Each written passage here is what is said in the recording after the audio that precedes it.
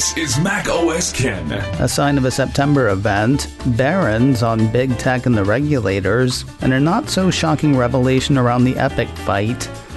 It is Monday, the 23rd of August, 2021. I'm Ken Ray, and this is news from Mac OS Ken, brought to you by yours truly and sponsored by Upstart. Fair and fast personal loans. Learn more and check your rate at upstart.com/macosken. This show is also sponsored by Headspace, meditation made simple. You've heard me talk about Headspace for a while now, how it is the only meditation app I've ever used that didn't leave me feeling dumb. There was the time my guide Dora said, "There's no wrong way to do it." But you do have to do it. I've had years of beating myself up for doing things wrong or not doing things at all.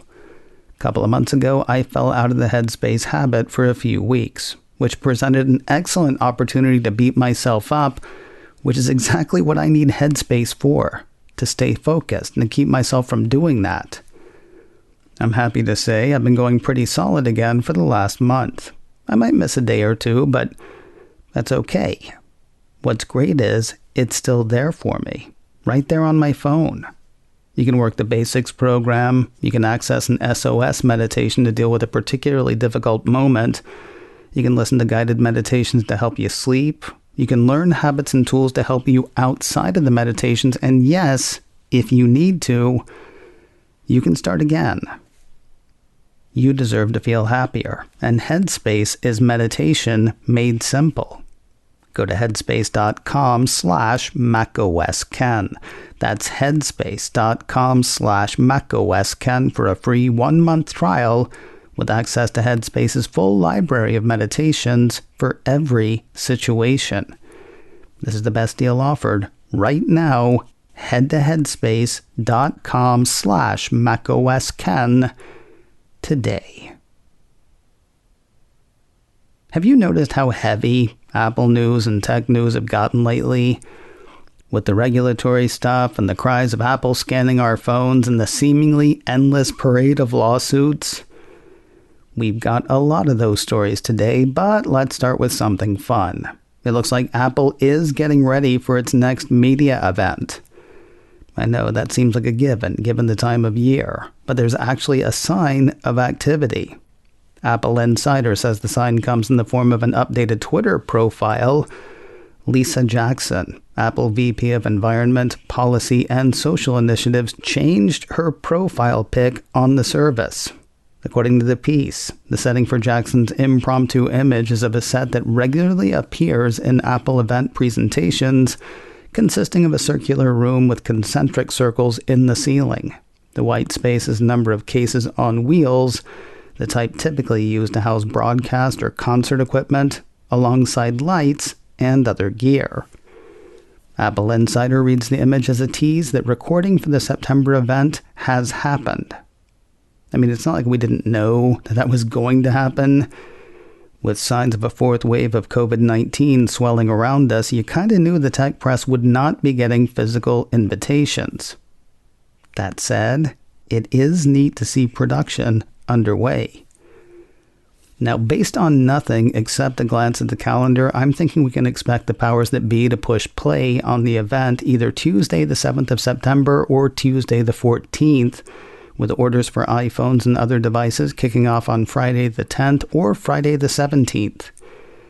Maybe it plays on Tuesday the 21st of September with orders on Friday the 24th, but I think they would want a week or two of iPhone sales for the fourth quarter of the fiscal year, and the fiscal year ends on the 25th of September. And please let me add, body-ah, body-ah, body-ah. While regulatory storm clouds loom for big tech, Barron says they'll pass. The report noted two things that happened in late July. Alphabet, Amazon, Apple, Facebook, and Microsoft all crushed June quarter expectations, and they all saw sell-offs, Alphabet not included. According to Barron's, the negative reaction reflects the paradox surrounding America's big tech complex Their products are being used more than ever, just as the companies have become increasingly disliked. Regulators and lawmakers, cheered on by a bipartisan mix of constituents, are scrutinizing each business and threatening significant actions to curtail their power. Also, according to Barron's, it won't last. The 5 megacaps still have the best business models on the planet, and their stocks look relatively cheap. Investors should own them all, according to Barron's, even if the regulatory headwinds take a while to abate. The piece says the 5 companies offer a way to invest in the global economy's most important trends: digital transformation and cloud computing, and the future of communication, entertainment, commerce, and work. It's worth noting, as Apple 3.0 did, all 5 stocks popped Friday after the Barron's take. One story to watch in Russia. Apple Insider says Russian authorities have ordered both Apple and Google to remove the app Navalny from their respective app stores. That's the app for the Anti-Corruption Foundation, or FBK, a nonprofit started by Russian opposition leader Alexei Navalny 10 years ago. According to a piece from the Washington Post, Navalny was poisoned on October 20th, 2020. After recovering in Germany, Navalny returned to Russia this year and was imprisoned, after which the authorities launched an unprecedented crackdown on the political movement he has led since the late 2000s. Navalny faces more than 2 years in prison and probably longer. Russian law enforcement opened new criminal cases against him and his team this month. Part of that unprecedented crackdown apparently involved deeming Navalny's FBK an extremist organization and dissolving it back in June. Now Russian authorities say the Navalny app, which does carry on the FBK's work, is used to continue the activities of an extremist organization. No word on how Apple and Google intend to answer the order. Remember how excited people were to hear that Apple had settled its case with Corellium? Well, maybe hold the excitement. If you don't remember who they are, Corellium creates virtual ARM devices, including iPhones, that can run on regular computers. They're marketed to security researchers, according to Corellium and various reports.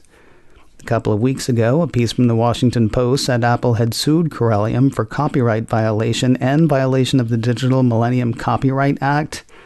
Apple's lawyers also said that Corellium's products were being sold to government agencies that could have used the software to find flaws in Apple software. Then just like that, the case was settled. But not really. I mean, I guess it was. What the Post said at the time was that the terms of the settlement were confidential, though an email from the Corellium sales team confirmed the company was still selling its virtual iOS devices. All's well that ends well, though it turns out this one has not ended. Last week, Cult of Mac ran a piece saying that Apple had appealed a copyright case it previously lost in an effort to take down the firm's iPhone virtualization platform. So the old case was settled, but not an old score. The piece says Apple's move was particularly surprising in light of the Cupertino company's CSAM commitments. Apple has said that outside auditors would be able to check the claims Apple's made as part of its expanded protections for children. Early last week, the cult says Corellium announced a new initiative that will support independent verification of the security and privacy claims made by Apple and other mobile device manufacturers. News of the appeal prompted Corellium CEO Amanda Gordon to say, "Enough is enough. Apple can't pretend to hold itself accountable to the security research community while simultaneously trying to make that research fight illegal." Apple does not seem to have commented on the appeal, unless you count actually filing the appeal. More news in a moment, but first a word from Upstart. Fair and fast personal loans. Paying off debt can feel like an uphill battle. High interest rates plus minimum monthly payments keep people in an endless cycle of debt. Upstart can help. Whether it's paying off credit cards, consolidating high-interest debt, or funding personal expenses, over 500,000 people have used Upstart to get a simple, fixed monthly payment. Upstart looks at more than just your credit score, factoring in income and employment history. That lets them offer smarter rates with trusted partners. With a 5-minute online rate check, you can see your rate up front for loans between $1,000 to $50,000, and you can receive funds as fast as 1 business day after accepting your loan. Find out how Upstart can lower your monthly payments today when you go to upstart.com/macOSKen. UPSTART. That's upstart.com/macOSKen. Don't forget to use my URL to let them know I sent you. Loan amounts will be determined based on your credit, income, and certain other information provided in your loan application. Go to upstart.com/macOSKen. Did you know that the Coalition for App Fairness was started as a way for Epic to fight Apple without looking like it was Epic doing the fighting? What's funny is I thought we all knew that. Turns out those of us who thought that just assumed it correctly. Now we know we were right thanks to documents tied to the fight between the two companies. Apple Insider pulls from an exhaustive stack of documents compiled by The Verge. As the story goes, in mid-May 2020, Epic VP of Marketing Matt Weisinger said, Epic is not sympathetic, and that it should put together a coalition of developers like itself. In an email, the piece says, Weisinger said that Epic should build a 501c4 coalition, have an agency from public affairs to manage it, come up with a list of advocacy points, and add some other issues besides getting rid of Apple's commission on app sales. Also disclosed in the massive data dump, says the piece, is a contract between Epic Games and the Messina Group, a consulting firm for the foundation of the coalition.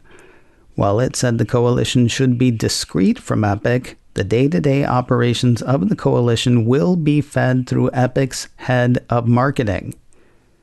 That's the way it started anyway. At present, The Verge says that the coalition isn't being led by Epic mandates, according to the report. Spotify, an early member of the coalition, claims that Epic versus Apple and other suits are not included in its business, though Apple Insider says public messaging from the coalition makes that less clear.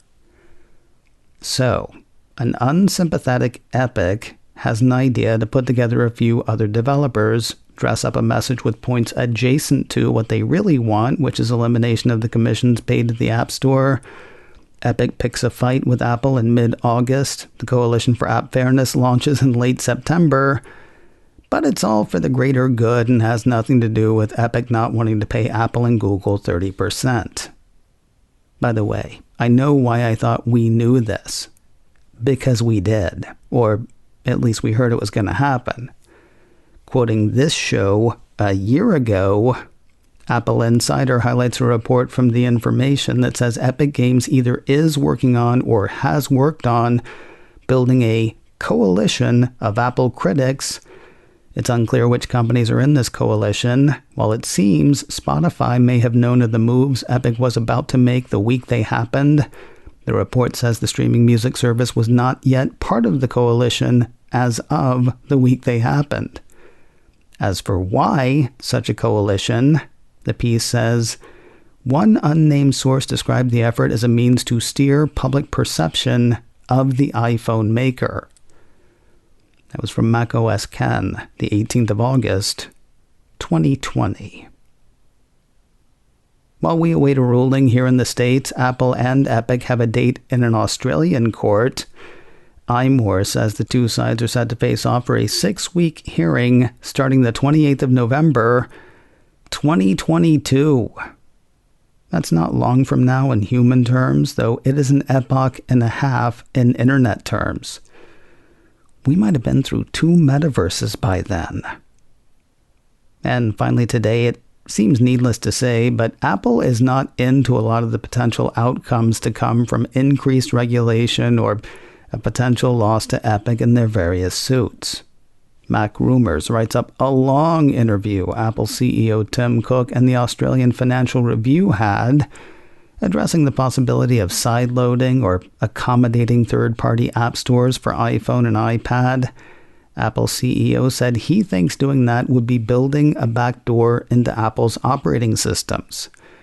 Quoting Cook, "It's the reality. If you put backdoors into a system, anybody can use a backdoor. And so you have to make sure the system itself is robust and durable. Otherwise, you can see what happens in the security world. Every day you read about a breach or you read about ransomware." Not that he thinks regulation and oversight have no place. Quoting Cook again, "I think scrutiny of large companies is fair, and I start from the premise that regulation is necessary in some areas. And so it becomes a matter of determining where it's necessary and where the focus should be. In our model, the user is where the power exists because it's the user who decides when they buy a phone, are they going to buy an iPhone? Are they going to buy any number of Android phones? And so it's a fiercely competitive market, and then the market inside the App Store is also fiercely competitive, and so there's huge competition in all areas of this." Part of the interview got a bit philosophical. Addressing possible pitfalls of tech, Apple CEO said technology does not want to be good, it doesn't want to be bad, it's neutral. And so it's in the hands of the inventor and the user as to whether it's used for good or not used for good, and it depends on creativity, it depends on empathy, it depends on the passion of the people behind the technology. At Apple, when we make something, we make sure that we spend an enormous amount of time thinking carefully about how it will be used. Cook is also said to have talked about his morning routine, Apple Watch, augmented reality, Steve Jobs, and a whole lot more. I'd like to say that I've read the interview, but it's behind a paywall, and I can't subscribe to everything. Coming up in a few minutes, the off-again, on-again conversation is on again. This week, Mac Geek Gab co-host Dave Hamilton joins us. What's news to Dave? Cord cutting. Specifically good and bad services for replacing the cord. Find out what we're talking about in a few minutes. You can give that a listen at macosken.com or wherever you get podcasts. macOS Ken, brought to you by me and sponsored by Headspace. Meditation made simple. Get a free 1-month trial at headspace.com/macosken. This show is also sponsored by Upstart, fair and fast personal loans. Learn more and check your rate at upstart.com/macosken. Advertising handled by Backbeat Media, online at backbeatmedia.com. You can reach me a couple of ways. Info at macosken.com or call 716-780-4080. Until next time, that is news from macOS Ken. I'm Ken Ray.